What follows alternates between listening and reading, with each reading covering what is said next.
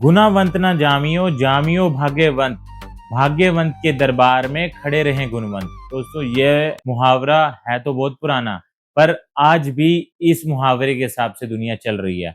आपने बड़े बड़े नेता अभिनेता देखे होंगे, उनके आगे बड़े बड़े अफसर उनको सैल्यूट मारते देखे होंगे। मैंने देखा है कि बहुत कम पढ़े लिखे बहुत बड़े बिजनेसमैन बनते हैं और उनके आगे अफसर भी उनको सैल्यूट मारते हैं और उनके पास जाके अपना काम करवाते हैं। हर जगह आजकल यही चल रहा है और ये बिल्कुल मुहावरा सच साबित होता है। पर दोस्तों ये भाग्य बनता कैसे है? ये भाग्य इस काबिल बनाना और भाग्य में ऐसा क्या परिवर्तन होता है कि जो इतना भाग्यवान भी होता है उसके भाग्य भी दुर्भाग्य में कन्वर्ट हो जाता है। दोस्तों आज हम उस दोष के बारे में बताने जा रहे हैं जो आपने बहुत बार सुना होगा कि इसके होने से जीवन रुक सा जाता है। कौन सा है वो दोष? वो है काल सर्प दोष।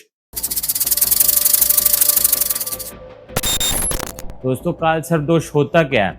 अगर इसको डिवीजन किया जाए तो ये नागों से जुड़ा हुआ है। ये जुड़ा हुआ है राहु केतु से। जो नाग है ना असल में जो राहु और केतु ही है दोस्तों। अगर धड़ को देखा जाए वह राहु है और निचले वाले हिस्से को देखा जाए तो केतु है। साउथ में आप जाएंगे तो साउथ में नागों की पूजा की जाती है। नागर चट्टा जैसी जगहें हैं जहाँ पे नागों की पूजा की जाती है। वहाँ नागों की पूजा से ही राहु केतु का उपचार किया जाता है ताकि इंसान की कुंडली में काल सर्प दोष हट जाए। दोस्तों काल सर्प दोष होता कैसे है? क्या से जिंदगी में क्या क्या परिवर्तन ले आता है? दोस्तों काल सर्प दोष राहु और केतु के अलग अलग हाउस में बैठने से होता है। राहु और केतु जहाँ बैठते हैं आमने सामने बैठते हैं। अगर राहु फर्स्ट हाउस में है तो केतु 7th हाउस में होएगा। अगर राहु सेकंड हाउस में है तो केतु 8th हाउस में होएगा। दोस्तों ये 12 तरह के काल सर्प दोष होते हैं। अलग अलग काल सर्प दोष अलग अलग राहु केतु की प्लेसमेंट से होता है। राहु केतु अगर तीसरे में बैठा है तो केतु 9वें में बैठा होगा। अगर चौथे में बैठा है 10वें में बैठा है। ऐसे आप समझ गए होंगे। जब आप 7th उसमें जाएंगे तो जब राहु 7वें में बैठेगा तो केतु फर्स्ट हाउस में बैठेगा। ये अलग अलग भाग में अलग अलग इफेक्ट करते हैं। दोस्तों हर हाउस अलग अलग चीजें देता है। अगर राहु केतु उन हाउसेज में बैठ जाए जो दुनिया में सबसे ज्यादा हमें जरूरी है दोस्तों, हमारे कर्म भाव में, हमारे इनकम भाव में, हमारी शादीशुदा जिंदगी में, हमारी पढ़ाई में, हमारे परिवार में, तो दोस्तों जिस हिस्से में बैठ जाते हैं उसको तबाह कर देते हैं। उसे ही काल सर्प दोष कहते हैं। दोस्तों आपने देखा होगा कई बच्चे बचपन में बड़े इंटेलिजेंट होते हैं, धीरे धीरे उनकी बुद्धि क्षीण होने लगती है।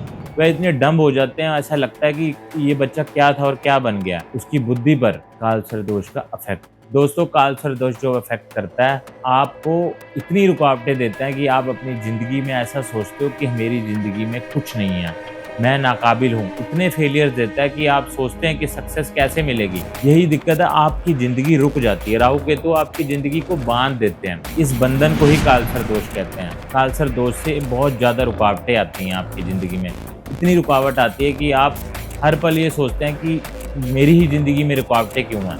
दोस्तों काल सर्प दोष आपने देखा होगा पंडित कैसे कैसे निवारण करते हैं। बहुत बड़ी बड़ी पूजा होती है, नागों की पूजा होती है और नाग पंचमी पर भी काल सर्प दोष की पूजा होती है। काल सर्प दोष की पूजा सिर्फ भगवान शिव की प्रार्थना से होती है। भगवान शिव के रुद्राभिषेक करने पे और नाग नागनी चढ़ाने पे और नागों की पूजा करने पे। नाग पंचमी वाले दिन दोस्तों सारे यह कहते हैं कि मिट्टी नहीं खोदनी चाहिए। क्यों नहीं करना चाहिए? क्योंकि नाग हमारी धर्म में बहुत पूजनीय माने जाते हैं। काल सर्प दोष जिंदगी में सही तरह से इफेक्ट करता है तो उनको बहुत बड़ा नेता अभिनेता बहुत ऊंचे पद पर पहुंचा देता है। पर अगर ये नेगेटिव हो, कमजोर हो, राहु के गलत भावों में दृष्टि डालें तो ये जिंदगी को सर्वनाश कर देते हैं।